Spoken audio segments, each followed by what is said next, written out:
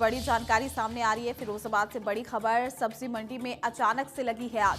बड़ी जानकारी से हम आपको रूबरू करा रहे हैं। आग लगने से कई दुकानें जलकर राख हो गई है। तो सब्जी मंडी में अचानक से आग लग गई है। आग लगने से कई दुकानें जलकर राख हो गई। वहीं सूचना मिलने पर मौके पर पुलिस और फायर ब्रिगेड की गाड़ी ने आग पर काबू पाया है।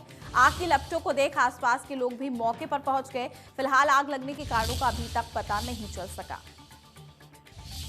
तो बड़ी जानकारी से हम आपको रूबरू करा रहे हैं। साथ ही आप तस्वीरें देख सकते हैं कि आग कितनी भीषण रही। आग लगने से कई दुकानें जलकर राख हो गई।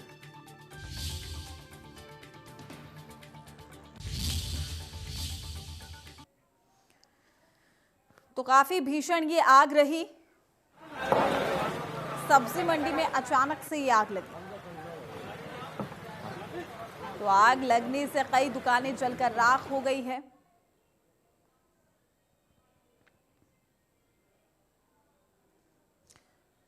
तो सब्जी मंडी में अचानक से ये आग लगी है। फायर ब्रिगेड ने आग पर काबू पाया है। तमाम जानकारी के साथ हमारे संवाददाता फिरोजाबाद से मोहम्मद शाहिद हमारे साथ जुड़ चुके हैं। मोहम्मद, क्या कुछ जानकारी पूरे मामले को लेकर? काफी भीषण ये आग।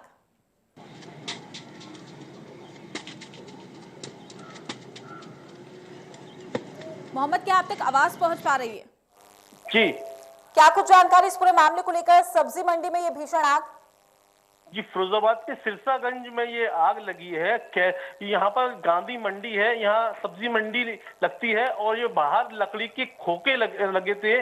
काफी संख्या में खोखे थे। आग बीती रात लगी है। आग कैसे लगी है इसका अभी पता नहीं चल पाया, लेकिन आग इतनी भीषण थी कि सभी खोखे जलकर राख हो गए हैं। फायर ब्रिगेड के कर्मियों ने और स्थानीय लोगों ने मिलकर आग पर काबू तो पा लिया है, लेकिन जितने भी खोखे थे सब जलकर राख हो गए हैं। चेयरमैन मौके पर पहुंच गए और आश्वासन दिया है कि उनकी मदद की जाएगी, लेकिन फिलहाल आग पर काबू पा लिया गया है। जी प्रीति, तकरीबन कितना नुकसान मोहम्मद? चूंकि आग का तांडव हम तस्वीरों के जरिए भी देख पा रहे हैं, काफी ज्यादा भीषण ये आग रही। उस वक्त तमाम लोग वहां पर मौजूद थे?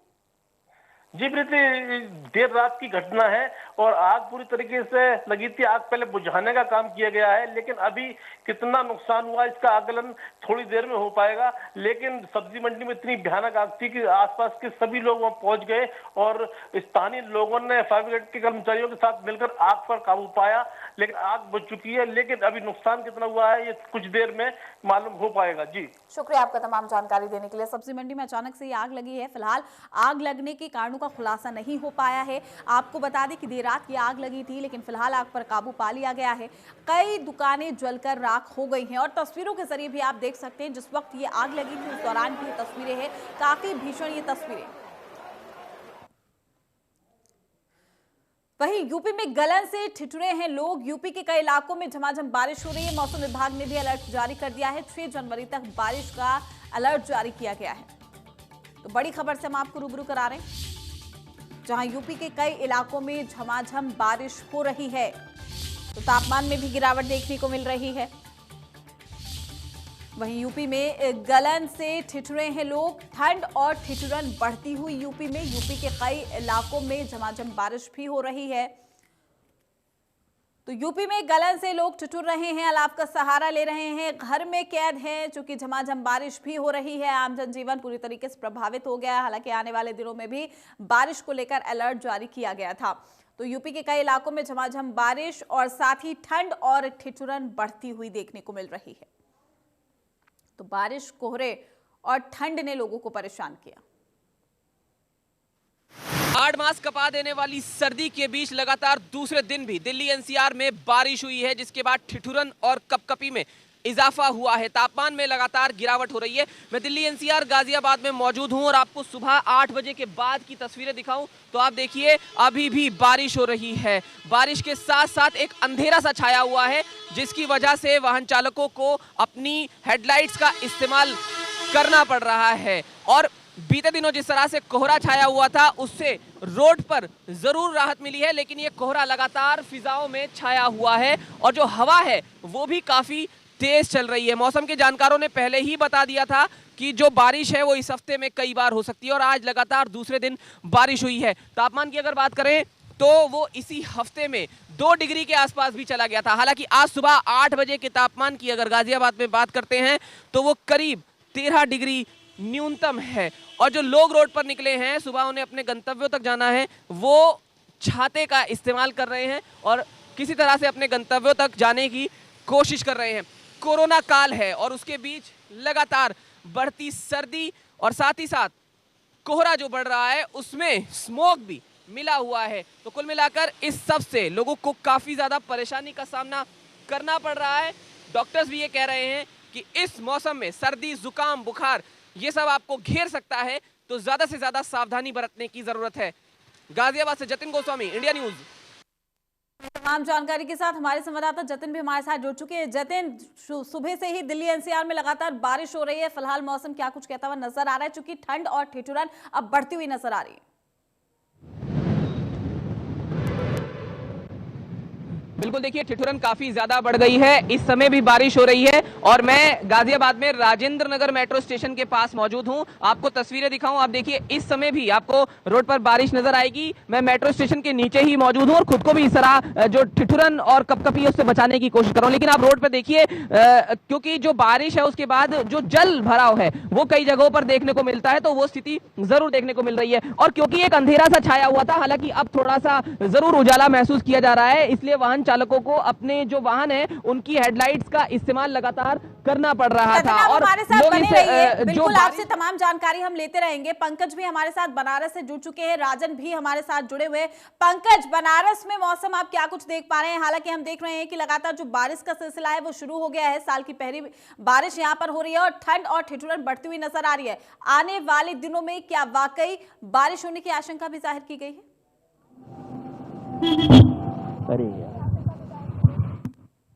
जी, मैं आपको बता दूं कि बनारस में जो है, जो पहाड़ों पे जो बर्फबारी, उसका साफ असर यहाँ भी देखने को मिल रहा है। यहाँ भी ठंड काफ़ी है, जो जनजीवन है ठंड की वजह से लोगों का प्रभावित है। और आपको बताना चाहूँगा कि जो टेम्परेचर है, हालांकि वो बढ़ा है, पिछले 2 दिनों की अपेक्षा बनारस में टेम्परेचर बढ़ा है, पर जो गलन है और जो कोहरा है उसके वजह से लोग परेशान हैं। दूसरी तरफ बात करूँ, नगर निगम जो अलाव की व्यवस्था है वो नाकाफी साबित हो रही नगर निगम के द्वारा जो जलाया जा रहा है, क्योंकि चुनिंदा स्थानों को छोड़ दिया जाए तो बनारस में कहीं जो अलाव जलते हुए नहीं देखा जा रहा है। तो निश्चित रूप से लोग परेशान हैं ठंड की वजह से, जनजीवन अस्त व्यस्त है।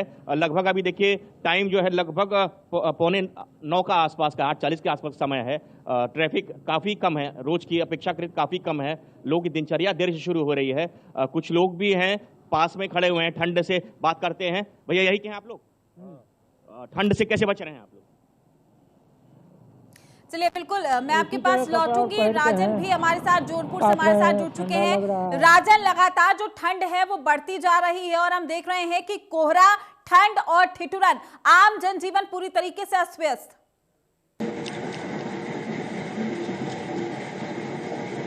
जी प्रीति, अगर जौनपुर की हम बात करें तो जौनपुर में आज जो कोहरा था वो कम देखने को मिला। हालांकि ठंड जरूर है लेकिन कोहरा जो है वो कम देखने को मिला है। साथ ही आज अगर सुबह से अगर हम बात करें तो धूप भी निकली हुई है, हल्की हल्की धूप भी निकली हुई है, जिससे लोग दिनचर्या पे अपने समय से निकलने लगे हुए हैं। क्योंकि जब कोहरा ज्यादा था तब लोगों को निकलने में काफी कठिनाइयों का सामना करना पड़ रहा था, गलन भी ज्यादा थी। लेकिन आज के अगर मौसम की हम बात करें तो आज यहाँ पे हल्की धूप भी सुबह से निकली हुई है और कोहरा भी कम है, जिससे आज जो है जनजीवन जो है वो सामान्य बना हुआ है। प्रीति, बिल्कुल आपके पास लौटूंगी। जतिन भी लगातार हमारे साथ जुड़े हुए हैं। जतिन, जैसे कि आप बता रहे थे कि बारिश जो है वो लगातार हो रही है, ऐसे में क्या कोहरे से निजात मिलेगी अब लोगों को?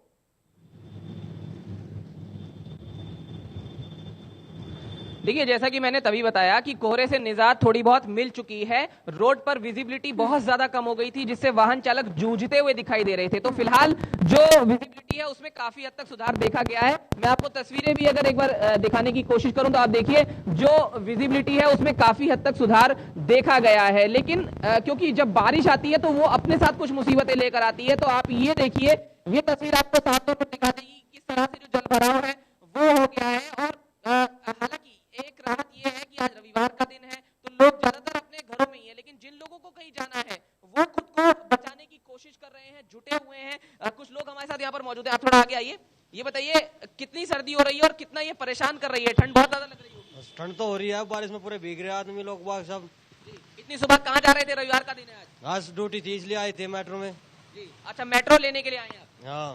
तो जो लोग देखिए घरों से बाहर निकल रहे हैं रविवार के दिन भी, वो परेशान जरूर हो रहे हैं। लेकिन जहां आपने एयर क्वालिटी इंडेक्स की बात की, तो बारिश से, क्योंकि जो स्मॉग है वो कम होता है, ये सब जानते हैं, तो आसार यही है कि जब बारिश लगातार कल भी हुई, आज भी हुई है, तो जो स्मॉग है वो कम होगा और जो प्रदूषण है उसके स्तर से लोगों को जरूर राहत मिलेगी। लेकिन सर्दी से ठंड और ठिठुरन बढ़ जाएगी और ये जो बदलता हुआ मौसम, जो इसमें लगातार बदलाव हो रहा है, उससे बचने की जरूरत है। ये बात जरूर डॉक्टर्स बता रहे हैं कि सर्दी जुकाम खांसी से भी इस मौसम में खुद को बचाने की जरूरत है, क्योंकि वो आसानी से लोगों को घेर सकता है। जी बिल्कुल जतिन, आपका शुक्रिया तमाम जानकारी देने के लिए। वहीं पंकज लगातार हमारे साथ बनारस से जुड़े हुए हैं। पंकज, आपके पास जो लोग थे वो भी मौजूद थे और सीधे तौर पर हम देख पा रहे हैं जिस तरीके से ठंड बढ़ रही है, आने वाले दिनों में और भी ज्यादा ठंड बढ़ने की आशंका।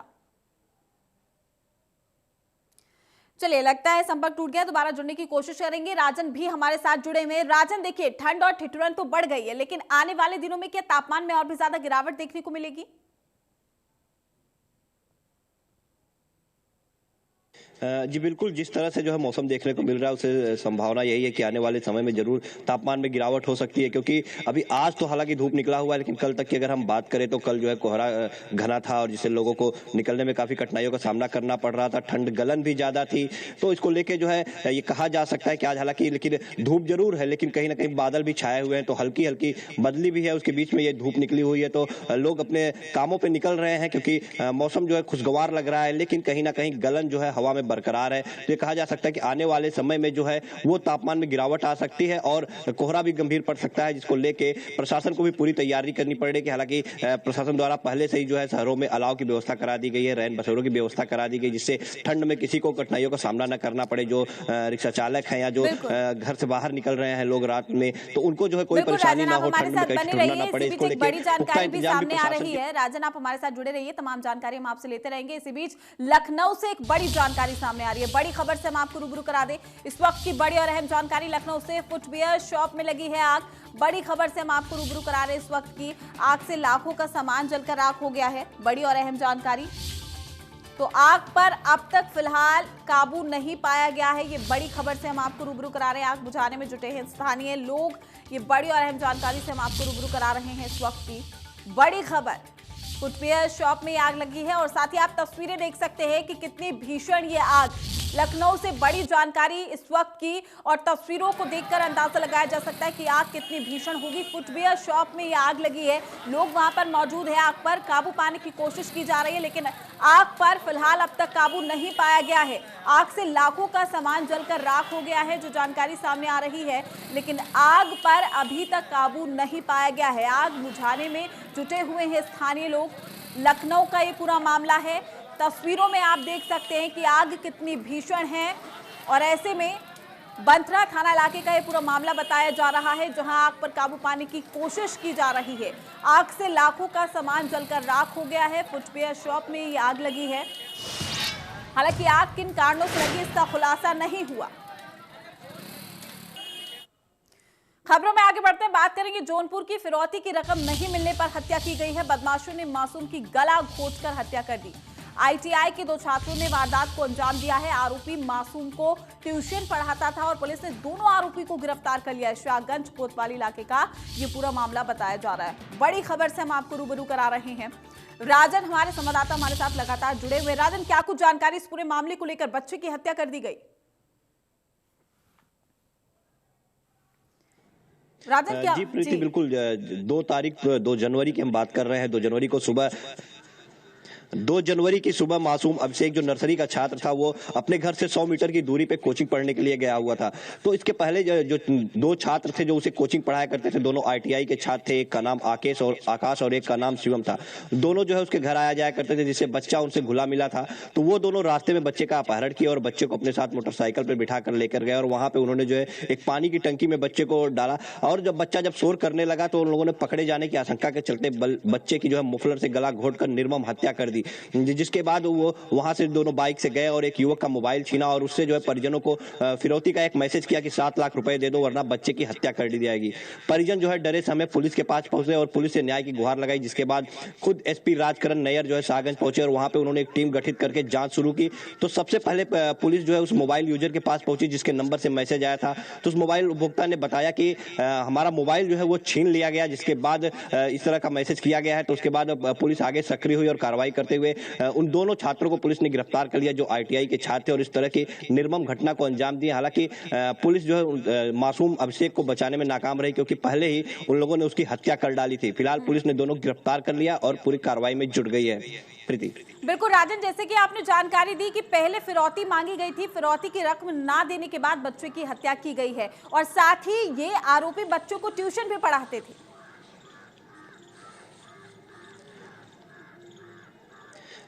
जी बिल्कुल, आकाश और शिवम जो दोनों ITI के छात्र हैं जिन्होंने इस घटना को अंजाम दिया है, ये दोनों पहले अभिषेक जो है मासूम उसको ट्यूशन पढ़ाया करते थे और उनके घर आना जाना भी था। तो जिसके चलते इनको उस बच्चे के अपहरण करने में ज्यादा कठिनाई नहीं उठानी पड़ी क्योंकि बच्चा इनको जानता था। तो जब बच्चा घर से कोचिंग के लिए निकला तो बीच में इन्होंने उस बच्चे को अपनी मोटरसाइकिल पे बैठाया और उसको लेके सीधा दूर एक ITI स्कूल के पास जो है पानी की टंकी थी वहां पे बच्चे को लेके गए, उस टंकी में उसको रखा और बच्चा जब शोर करने लगा तो ये लोग डर गए कि कहीं बच्चे के शोर से आसपास के लोग इकट्ठा न हो जाए और इन लोगों को पकड़ न लिया जाए। तो इसके बाद इन लोगों ने बच्चे के मफलर से गला घोट के हत्या कर डाली थी और उसके बाद ये लोग फिरौती की रकम के लिए इन्होंने मैसेज किया था। हालांकि जब इन्होंने मैसेज किया तो इन्होंने यही मैसेज में लिखा था कि आपके बच्चे की अगर आप पैसा नहीं देते हैं 7 लाख रुपए तो आपके बच्चे की हत्या कर दी जाएगी। लेकिन जब पुलिस ने पूरे घटनाक्रम का खुलासा किया तो पता चला कि बच्चे की हत्या इन लोगों ने पहले ही कर दी थी। बिल्कुल राजन, आपका शुक्रिया तमाम जानकारी देने के लिए। तमाम अपडेट भी हम आपसे लेते रहेंगे। वहीं अयोध्या में बन रहे राम मंदिर से हर आम आदमी को जोड़ने की कवायद अब गाजियाबाद में शुरू हो गई है। गाजियाबाद में 2 दिन में राम मंदिर के लिए करीब 5 करोड़ रुपए इकट्ठा किए गए हैं। साथ ही केले एक शख्स ने इसके लिए 2,51,01,000 रुपए दिए हैं। वहीं 2.5 करोड़ रुपए की बड़ी रकम दान देने वाले हर प्रसाद गुप्ता ने यह भी बताया कि इसमें अधिकतर परिवार को जोड़ने के लिए पर्चियां छपाई गई है।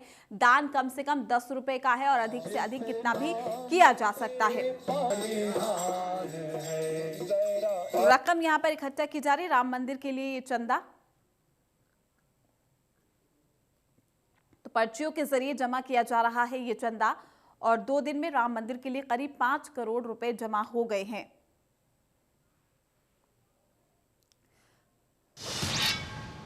वहीं राम गोविंद चौधरी ने सरकार पर निशाना साधा है। जातीय भेदभाव से काम कर रही सरकार चौधरी ब्राह्मण दलित मुसलमानों पर अत्याचार कर रही है। कहीं घर गिराया जा रहा है तो कहीं पर पुलिसिया उत्पीड़न हो रहा है। ये तमाम बातें उनकी ओर से कही गई है। उत्पीड़न किया जा रहा है, किसान विरोधी ये सरकार है, ये भी कहा गया।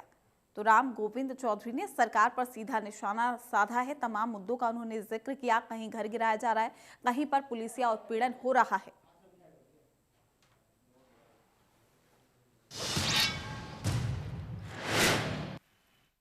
वैक्सीनेशन को लेकर ड्राई रन शुरू कर दिया गया है। वहीं गाजीपुर में कोविड-19 वैक्सीनेशन को लेकर पूरी तैयारी का दावा स्वास्थ्य महकमा कर रहा है। अगर हम इनकी बात माने तो प्रथम फेज में 13,300 लोगों का वैक्सीनेशन किया जाएगा। इसको लेकर मुख्य चिकित्सा अधिकारी डॉक्टर GC मौर्य से बात भी की गई तो उन्होंने ये भी बताया कि वैक्सीनेशन को लेकर पूरी तैयारियां कर ली गई है, जिसके लिए मुख्य चिकित्सा अधिकारी कार्यालय में भी सेंट्रल कोल्ड चेन रूम बना दिया गया है, जिसके लिए शासन से 3 ILOR रेफ्रिजरेटर भी उपलब्ध कराया जा चुका है और होने वाले वैक्सीनेशन के लिए जनपद को करीब 7.5 लाख सीरीज भी उपलब्ध कराने की बात AD ऑफिसर के द्वारा की गई है, जिसमें से करीब 6 लाख सीरीज जनपद में पहुंच चुका है, जिसका वितरण ब्लॉक मुख्यालयों पर कराया जा चुका है।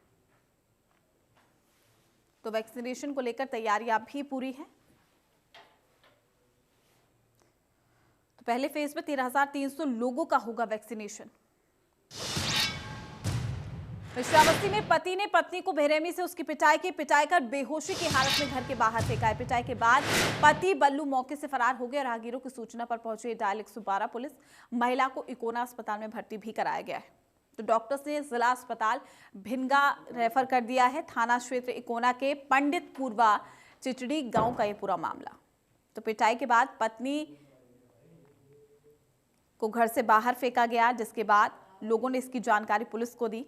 पुलिस अब इस पूरे मामले पर जांच भी कर रही है। पत्नी को अस्पताल में भर्ती करा दिया गया है। पति ने ही पत्नी की बेरहमी के साथ पिटाई की है। पिटाई कर बेहोशी की हालत में घर से बाहर फेंक दिया।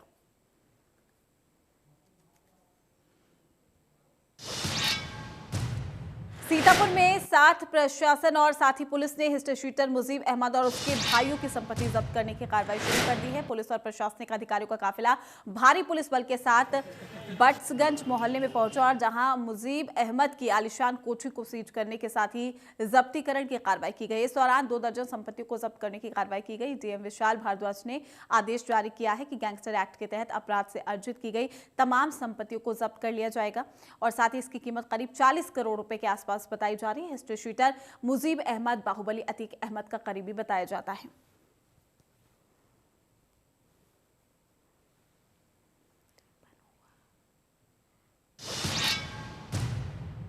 प्रयागराज में माफिया और अतीक अहमद और उसके गुर्गों के खिलाफ लगातार प्रशासन कार्रवाई कर रहा है। इसी कड़ी में एक और बड़ी कार्रवाई प्रयागराज विकास प्राधिकरण ने अंजाम दी है। अतीक गिरोह से जुड़े हिस्ट्री शीटर गुलफुल प्रधान के बेटे बद्दू के अवैध निर्माण पर कार्रवाई की गई। अधिकारियों के मुताबिक बदरूद ने कौशाम्बी के पीपरी में 2 मंजिला आलिशान मकान का निर्माण लगभग 700 वर्ग गज जमीन में कराया है, जिसका प्रयागराज विकास प्राधिकरण से नक्शा भी पास नहीं कराया गया। अधिकारियों की माने तो ये बिल्डिंग अवैध तरीके से बनाई गई है और विधिक प्रक्रिया अपनाने के बाद इसे जमींदोज करने की कार्रवाई की गई है। साथ ही जैद अतीक के पैसों से प्रॉपर्टी डीलिंग का काम भी करता था। ये फिलहाल प्रशासन अतीक अहमद और उससे जुड़े लोगों पर लगातार कार्रवाई कर रहा है, जिससे माफिया के करीबियों में हड़कंप मचा हुआ है।